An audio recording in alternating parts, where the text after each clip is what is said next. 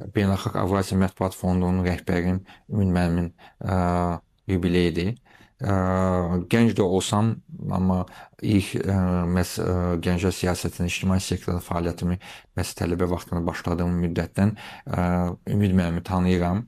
Ümid müəllimin, yəni çox az təşkilat var ki, stabil olaraq, davamlı olaraq 30 il ərzində 30 ildən artıq ərzində inkişaf eləyir.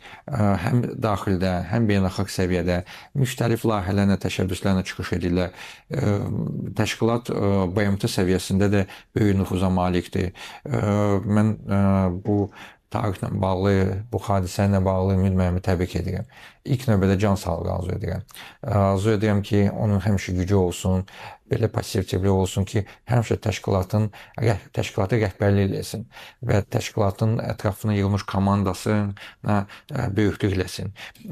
Hesab edirəm ki, ictimai sektorda, vətəndaş cəmiyyətində Ümid müəllim o şəxslərdəndir ki, öz imzasını qoyub, öz izini qoyub və bir daha onu təbrik edib can sağlığı arzu edirəm.